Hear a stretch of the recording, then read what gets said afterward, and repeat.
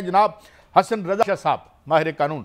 हुजूर ये फरमाइए कि क्या आपको क्राइम नज़र आते हैं, और मैं if you let me be the devil's advocate, ये जो 190 मिलियन है, फैसला तो अदालत जो कर रहे हैं हमारे लिए काबिल कबूल होगा, ये सुप्रीम कोर्ट के किसी फंड में पड़ा हुआ है, तो इस केस की क्या क्रेडिबिलिटी और इसका क्या मेरिट समझते हैं आप जनाब हसन रजा पाशा साहब? जी काई साहब, बहुत शुक्रिया, आपने मौका दिया मुझे। देखिए, इसमें कोई शक नहीं है कि वो 190 मिलियन पाउंड जो है वो सुप्रीम कोर्ट के उसमें फंड्स में पड़े हुए हैं और मौजूद हैं, लेकिन इल्ज़ाम ये है कि उसको गैर कानूनी तौर पे और जुरिस्डिक्शन उनकी नहीं थी, जो कि एक किसी और लैंड प्रोवाइडर के अकाउंट के जमा करा दिए गए। हालांकि ये जो पैसे थे वो पैसे थे स्टेट ऑफ पाकिस्तान के, जो कि बरतानिया ने वापस किए स्टेट ऑफ पाकिस्तान को, लेकिन वो मुल्की ख़जाने में जमा कराने के बजाय वो एक ऐसे फंड में जमा करा दिए जो एज एरियर्स किसी और शख्स के थे, और वो सुप्रीम कोर्ट ऑफ पाकिस्तान में आपको पता है कि 400 अरब डॉलर जो उन्होंने देने थे, अरब रुपया शायद रजिस्ट्री की मद में, जी 400 अरब रुपया जो देना था उस मद में, तो वो उस मद में जमा करा दिए गए। और ये इल्ज़ाम है कि उसके अगेंस्ट अलकादर ट्रस्ट की जो ज़मीन है जिस पे यूनिवर्सिटी कायम कर दी गई है, वो उनको मुफ्त में दे दी गई और उस पे यूनिवर्सिटी कायम कर दी गई। अगरचे वो एक ट्रस्ट है और उस पे हम ये नहीं चाहते कि उसको उन्होंने मिसयूज़ किया या प्रॉपर यूज़ किया। लीविंग असाइड दैट मैटर, देखना ये है कि वो किन हालात में किस चीज़ के अगेंस्ट वो प्रॉपर्टी अलकादर ट्रस्ट को ट्रांसफर की गई। सर, नैब में ये केस जो है वो 1 साल चला है, इसकी बड़ी समातें हुई हैं, इस पर जो है वो दलाइल भी चले हैं, दोनों तरफ से दलाइल हुए। कल ये केस जो है वो महफूज कर लिया गया, इसका फैसला 23 दिसंबर को सुनाया जाएगा। सर, नैब के जिस कानून के तहत, जिस शिक के तहत ये रेफरेंस दायर किया गया था, अगर बानी पीटीआई को सजा होती है तो उस शिक के तहत मैक्सिमम कितनी सजा हो सकती है? हो सकता है कि अदालत उनको बरी कर दे, लेकिन अगर उनको सजा हो जाती है तो मैक्सिमम कितनी इस शिक के तहत सजा हो सकती है? मियां साहब, मैक्सिमम जो सजा इसमें प्रोवाइडेड है वो अप टू 14 ईयर्स है, और ये इसमें 14 ईयर्स भी दी जा सकती है और उससे कम भी हो सकती है, क्योंकि अप टू 14 ईयर्स है।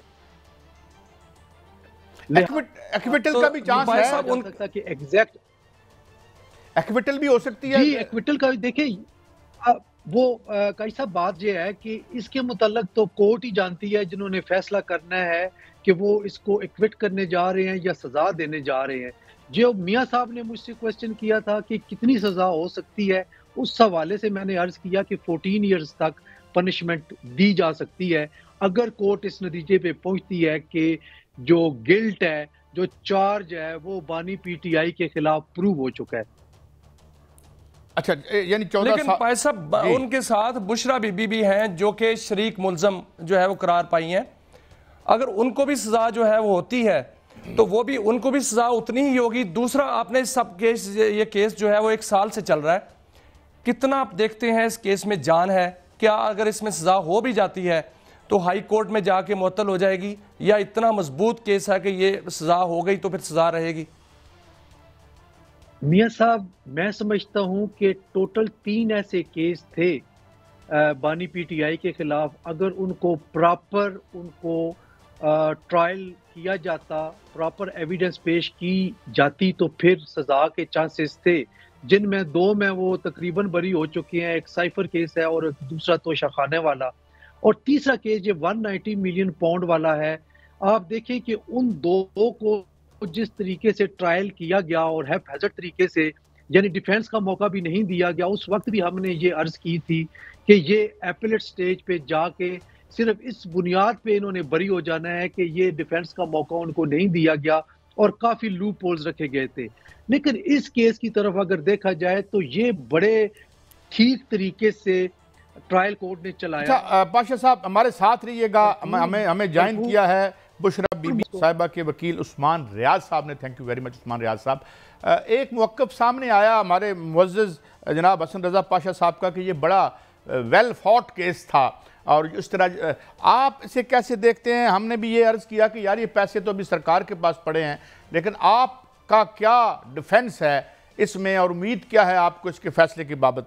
जनाब उस्मान रियाज साहब।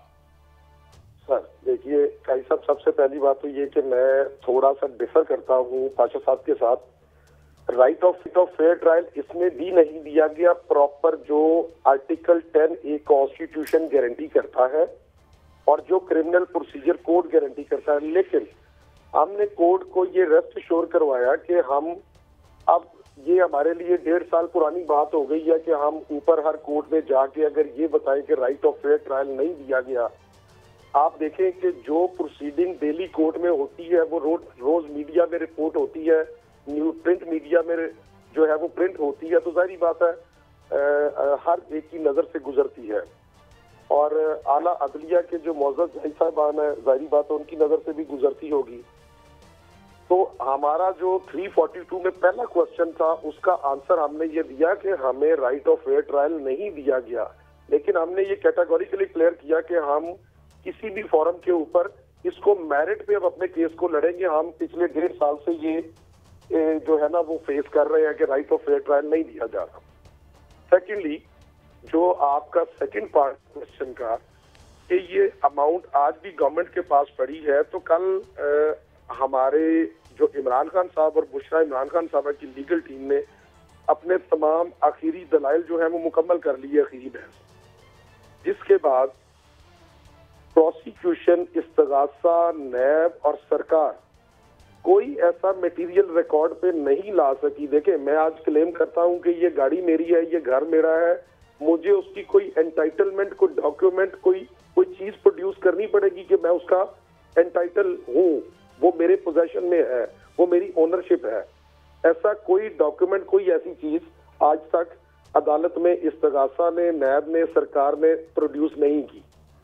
और जिस कानून के तहत, जो सबसे इंपॉर्टेंट बात है, जिस कानून के तहत ये सारी प्रोसीडिंग्स हुई थी वो इंग्लैंड का प्रोसीड्स ऑफ क्राइम एक्ट है, और उस कानून के मुताबिक कोई भी अकाउंट फ्रीजिंग ऑर्डर किसी को एंटाइटल नहीं करता कि कोई स्टेट या यूके की गवर्नमेंट उसको जो है वो अपनी ओनरशिप में ले ले, वो उसकी एंटाइटल हो जाए। उसके बाद 2-3 स्टेप्स और हैं। जब तक ये अमाउंट कॉन्फिस्केट नहीं हो जाती, ये अमाउंट बिलोंग करती है अकाउंट होल्डर से, या जो उसका ऑनर है वो एसेट उस ओनर से बिलोंग करता है। अब ये उस्मान साहब, ये जो केस चला, 1 साल चला, आप बुशरा बीबी के वकील थे और वकील हैं, आपने केस सारा जो है वो देखा और सारा लड़ा, क्या कल इसका फैसला महफूज हो गया है? क्या आप समझते हैं कि जो फैसला महफूज होना है वो एक रूटीन की बात है? कल भी फैसला सुनाया जा सकता था, अब 23 दिसंबर को सुनाया जाएगा। और दूसरी जानिब हम देख रहे हैं कि तहरीक इंसाफ की जानिब से बड़े अच्छे अच्छे बयानात, पैगामात और स्टैब्लिशमेंट के लिए भी आ रहे हैं। कोई ब्रेक थ्रू भी हो सकता है 23 दिसंबर से पहले? सर देखिए, जहां तक तो है ना, मैं अपना इस केस में और शुरू से इद्दत निकाह केस में भी का हिस्सा रहा था, इसमें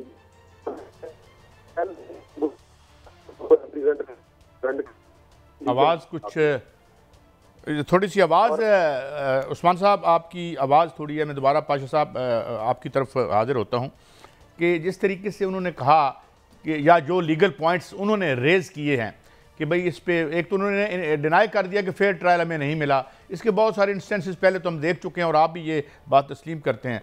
how would you react to the points that Usman Riaz साहब ने जो बनाए हैं? देखिए, सूरत हाल तो बेहतर वही जानते हैं, बतौर कौंसल हर डेट ऑफ हियरिंग पे ये पेश होते रहे। लेकिन इतना मैं समझता हूँ कि इससे पहले जो 2 बड़े केसेस के ट्रायल हुए और ये जो मौजूदा केस है इसका ट्रायल, अगर इनका कंपैरिजन किया जाए तो इस ट्रायल में सफिशिएंट टाइम डिफेंस को दिया गया। काफ़ी सारी जो है वो एडजर्नमेंट्स भी इनकी रिक्वेस्ट पे हुई और कोर्ट ने ग्रांट की। अब मुझे नहीं पता कि क्या जिरा का मौका इनको प्रॉपर दिया गया या नहीं दिया गया, लेकिन इतना ज़रूर पता है कि बाहर निकल के ना तो मुअज़्ज़ज़ वकील साहब जो अभी उस्मान साहब फरमा रहे थे या बानी पीटीआई के जो वकील साहब हैं, उन्होंने ये नहीं कहा कि हमें जिरह का मौका नहीं दिया गया, हमें प्रॉपर डिफेंड करने का चांस नहीं मिला और आर्टिकल 10A की कहीं पे खिलाफ वर्जी हुई है।